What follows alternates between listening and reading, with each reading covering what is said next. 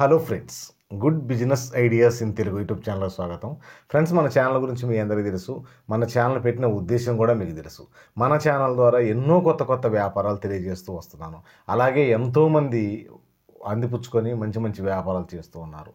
ఈరోజు నన్ను ఒక వ్యక్తి మెయిల్లో క్వశ్చన్ అడిగాడు. ఆ క్వశ్చన్కు తగ్గట్టుగా ఈరోజు నేను వ్యాపారాన్ని చెప్తాను, అలాగే అతనికి సమాధానం కూడా చెప్తున్నాను. ఎందుకంటే అతను అడిగిన క్వశ్చన్ ఏంటంటే, అతను మొక్కజొన్న కండెలను ఉడకబెట్టి వాటిని అమ్ముతూ వ్యాపారం చేయాలి అనుకుంటున్నాడు. కానీ ఒక్కొక్కసారి ఏంటంటే అతనికి తక్కువ రేటు దొరుకుతున్నాయి, ఒక్కోసారి ఎక్కువ రేటు దొరుకుతున్నాయి. మరి దీన్ని నేను ఎలా అధిగమించాలి సార్? నాకు రీజనబుల్ రేటుకు, అంటే యావరేజ్న ఒక రోజుకు ఒక 100 కండెల దాకా అతను విక్రయిస్తాడంట. యావరేజ్న నాకు ఒక్కొక్క కండె 17 రూపాయలు 18 రూపాయలు అట్లా పడుతున్నది. నేను 30 రూపాయలు విక్రయిస్తే జనాలు కొనడం లేదు. నేను రీజనబుల్గా అమ్మాలి, అలాగే నాకు తక్కువ రావాలని అతను క్వశ్చన్ అడిగాడు. ఫ్రెండ్స్, ఈ మొక్కజొన్న కండెల వ్యాపారము గురించి మనం చెప్పాలంటే, నాకు ఎటువంటి బిడియము లేదు. అంటే నేను ఏరియా వాళ్ళు ఎవరో చూస్తారని గిలి నాకు లేదు, బిడియం నాకు లేదంటే ఈ వ్యాపారాన్ని కొట్టిన వ్యాపారం లేదు. ఇది ప్రతిరోజు తక్కువలో తక్కువ 500 రూపాయల నుంచి పైన ఆదాయం, 500 నుంచి 1000 రూపాయల దాకా ఆదాయం ఉంటుంది. ఈ వ్యాపారం ఎలా చేయాలి, ఎక్కడ వీటిని సేకరించాలి, ఏ విధంగా ముందుకెళ్తే మనం ఈ వ్యాపారంలో విజయం సాధించగలమో మాట్లాడుకునే ప్రయత్నం చేద్దాం. ఫ్రెండ్స్, వీడియో అయితే అందరూ చూస్తున్నారు, లైక్ చేయడం మర్చిపోతున్నారు. చూస్తున్న ఏ పాయింట్లోనైనా నేను చెప్పే విధానం మీకు నచ్చి ఏ వ్యాపారమైనా నేను చేయగలనని మీకు అనిపించి అసలు ఈ ఖచ్చితంగా మీకు ఇంట్రెస్ట్ అనిపిస్తే మాత్రం నేను చెప్పే విధానంలో ఒక్క లైక్ చేయండి. ఫ్రెండ్స్, మిమ్మల్ని లైక్ చేయమని మాత్రమే నేను అడుగుతున్నాను. మీరు లైక్ చేయడం వల్ల నన్ను ఎంకరేజ్ చేసినట్టుగా భావించి ఎన్నో వ్యాపారాలను మీ అందరికీ తెలియజే ప్రయత్నం చేస్తాను. ఫ్రెండ్స్, ఈరోజు ఇంతకు ముందంటే మొక్కజొన్న కండెలు మనం సేకరించాలంటే చాలా పెద్ద కష్టంగా ఉండేది.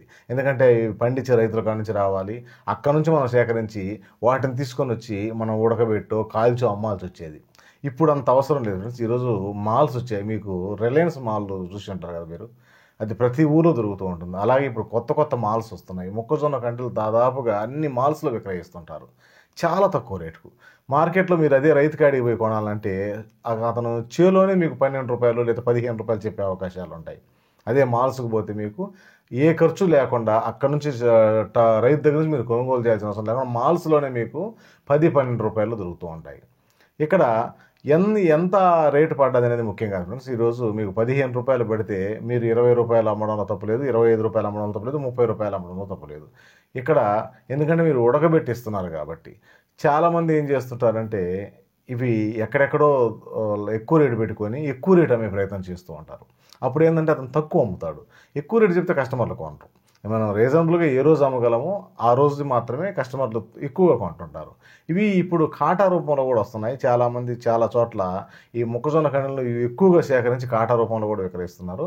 యావరేజ్న ఒక కండె 10 రూపాయల నుంచి 15 రూపాయల మధ్యన పడుతుంది. ఎంత సీజన్ అయినంతకన్నా ఎక్కువ పడదు. మీరు ఎంతైనా రేటు పడినా పర్వాలేదు, కొంచెం రీజనబుల్గా అమ్మండి. ఈ కాల్చిన మొక్కజొన్న కంటే మీరు 30 రూపీస్ విక్రయిస్తున్నామని చెప్తున్నారు. 30 రూపాయలు అనేది చాలా ఎక్కువ ఫ్రెండ్స్. ఆ విధంగా విక్రయించడం వల్ల మనం చాలా తక్కువ కండెలు విక్రయిస్తాము. అలా కాకుండా రీజనబుల్ రేటు. ఈరోజు మీకు ఉదాహరణకు ఒక 10 రూపాయలే మొక్కజొన్న కండె పెడితే మీరు 20 రూపాయలు విక్రయించడంలో ఏమి ఇబ్బంది లేదు. ఎందుకంటే అది ఉడకబెడుతున్నారు కాబట్టి అవకాశం ఉంది. లేదు 15 రూపాయల మొక్కజొన్న కండె అంటే 25 రూపాయలు అమ్మండి. ఎందుకంటే మీరు కొనుక్కొచ్చి దానికి ఉడకబెట్టి ఇస్తున్నారు కాబట్టి. ఎందుకంటే ఇవన్నీ బెస్ట్ ఆహారం. వాస్తవంగా మీరు ఈ హాస్పిటల్ సెంటర్లో కానీ ఇంకేదైనా రద్దీ సెంటర్లో కానీ వీటిని పెట్టి అమ్మడం వల్ల చాలా ఎక్కువ సేల్స్ అవుతుంది. అలాగే కొన్న వ్యక్తి కూడా సంతృప్తికరంగా తినగలుగుతారు. ఎందుకంటే మంచి ఆహారం కాబట్టి. ఈరోజు ఎటువంటి నూనెలు గిన్నెలు ఏముండవు కాబట్టి, ఈ మంచి ఉడకబెట్టించేది కాబట్టి చాలా ఇష్టంగా తింటుంటారు. మరి దీన్ని ఈ విధంగా అధిగమించండి. ఎందుకంటే మీరు ఏ టౌన్లో ఉన్నా కూడా మీకు దగ్గర దాపుల్లో ఈ రిలయన్స్ మాల్ అని కొన్ని మాల్స్ వచ్చున్నాయి. వాళ్ళందరూ మొక్కజొన్న కండెలు కూడా విక్రయిస్తుంటారు. ఇప్పుడు రిలయన్స్ మాల్స్లో మీరు చూస్తుంటారు చాలా మొక్కజొన్న కండెలు విక్రయిస్తుంటారు. ఇలాంటి మాల్స్లో చాలా రీజనబుల్ రేట్కి అందుబాటులో వస్తుంటాయి. అలాగే ఇప్పుడు చాలా మనకు పెద్ద పెద్ద టౌన్లలో ఏం చేస్తుంటారు అంటే రోడ్డు మీద పోసి బల్క్గా విక్రయిస్తుంటుంటారు.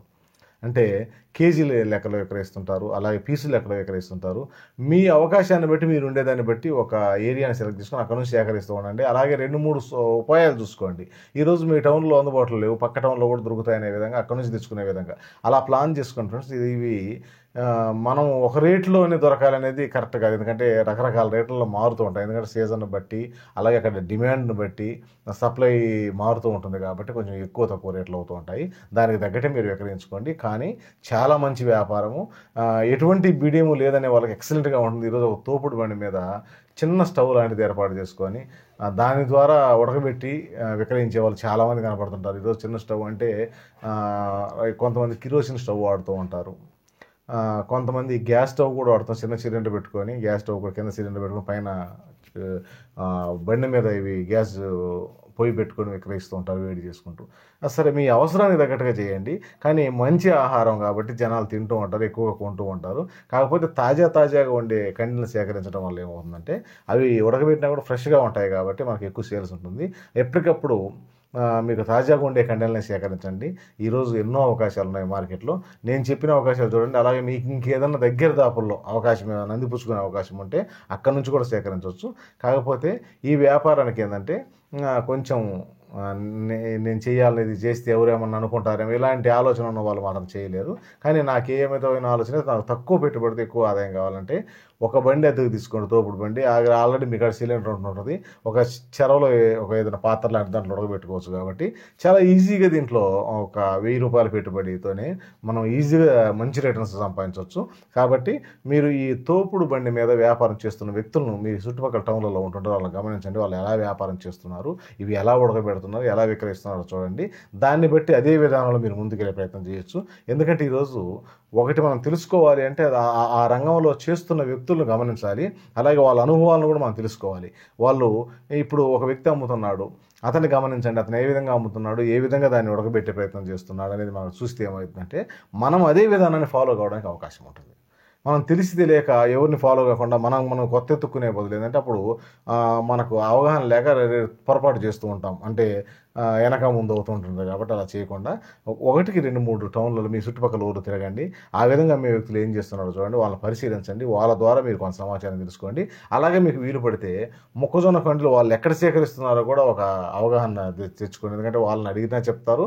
లేని పక్షంలో అక్కడ మీకు దగ్గరలో వాళ్ళు ఉంటున్న టౌన్, మీరు ఏదైతే టౌన్కి వెళ్ళారో అక్కడ ఫ్రూట్ మార్కెట్స్ ఉంటాయి కదా, పండ్లు విక్రయించే మార్కెట్లు, అక్కడ కూడా మొక్కజొన్న కండ్లు విక్రయిస్తుంటారు.